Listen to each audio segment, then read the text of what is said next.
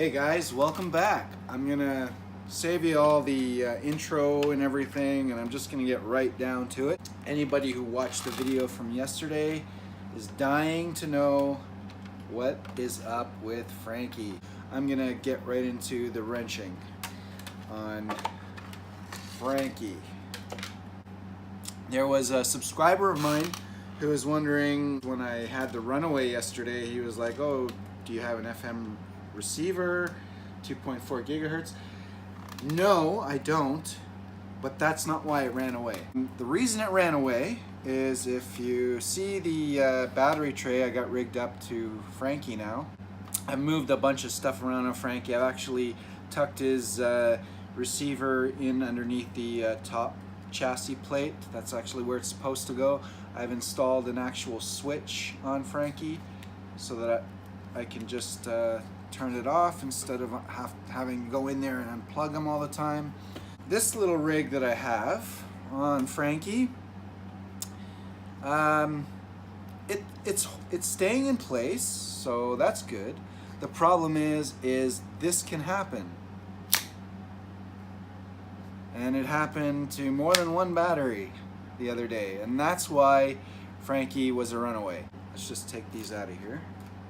If you didn't see the videos, go back and watch. And basically, Frankie had a runaway. It didn't hit on any weird angles or anything. It hit pretty square.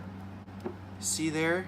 See where the lower A-arm connects and the lower chassis? You see how the A-arm connector is kind of up?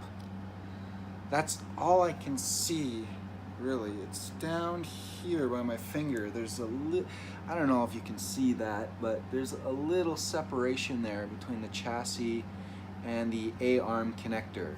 Now the other thing is I noticed after the crash, either this shock grew or we have some serious warpage here. I'm hoping it's just the length of this shock now, because that's pretty bad. That's some pretty serious warping. Like, this wheel's not even on the ground. So if these two shocks are different lengths, then great. If they're not different lengths, I don't know what could be causing that difference there other than a warped chassis. So anyways, we'll look at that after we deal with the front. All right, here we go. I've got my workshop down here. Very important to have a traveling workshop, especially if you're into Nitro. Oh, here, I want to show you the drift wheels. These are the same wheels that if you go back a few videos and you see drifting the Nitro video, these are the little pieces of rubber that kept flying off the rim. They're not actually tires. They're more like big, thick rubber bands that go around the wheel. They're not too bad. I couldn't get Frankie to drift that well yesterday because he was performing so well. I was not used to his throttle response, and that's another thing I want to get into when we're talking about baby, actually, is I may have some engine work to do. Because one thing I'm noticing, the difference between the two motors, there's a lot more compression, I guess. There just seems this is a lot more difficult to pull. And I think when baby was brand new, it was more like this. You had to pull it.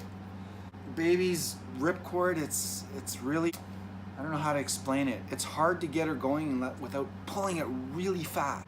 I think I might have to replace the cylinder sleeve, the cylinder head. I mean, if I'm gonna be in there, I might as well replace both of them. So what I thought was top speed, it may not have actually reached its rated top speed. Let's get into Frankie's front end here. We're gonna first start by taking the tires off. What happened? Alright, here we go, taking the wheels off. So, awesome. Success! I like success! Here. There we go. Alright. Tool back where it came from. When you're using tools, back where they come from. How about that? Alright, let's see.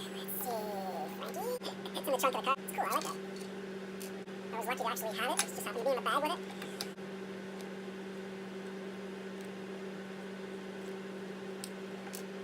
back where it came from. Okay, bumper's off. It hit pretty square, so and if there was gonna be a breakage in the bumper, it would be somewhere in here. You know, I don't think they make bumpers like this anymore.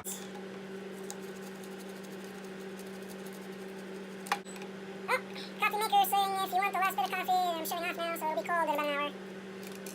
And let's see what we got here.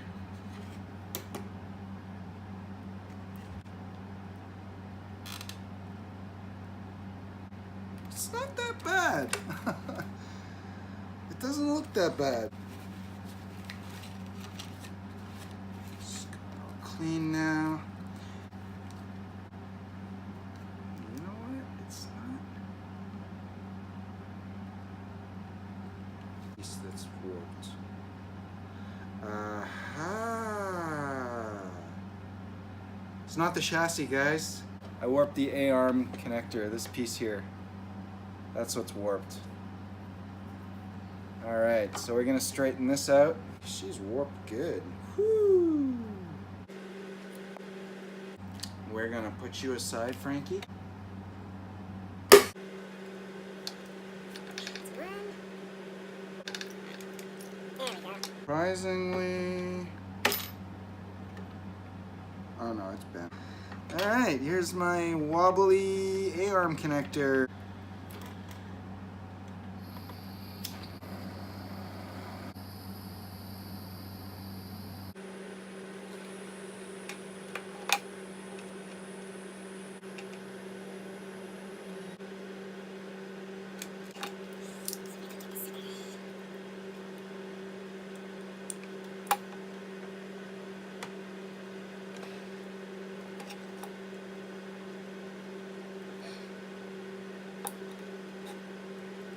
Okay.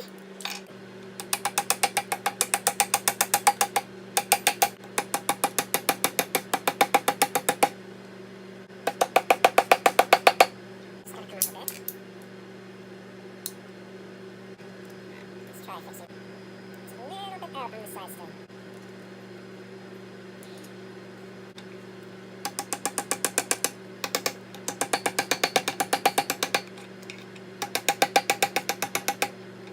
Bloody better, that's for sure. When things are better, they're bloody. So we've got it all together. Sorry about that. The phone quit somehow before I got it finished, but you got the gist of it. I straightened everything out. There's nothing to see here anymore. There's no gap where there used to be. And check this out. When I got it all back together, remember what was happening with the back wheels before? It corrected that problem on its own. So it looks like the shocks are fine, and the only thing I'm gonna figure out is how to keep these batteries from coming out. I'll figure something else to do, and I'll just show you what I did after. Hope you like this video. Hope it helped you out with perhaps figuring some sort of issue with your chassis or frame. Give me a thumbs up, subscribe, smash the bell, keep on keeping on, and get those RCs going. Ciao, guys.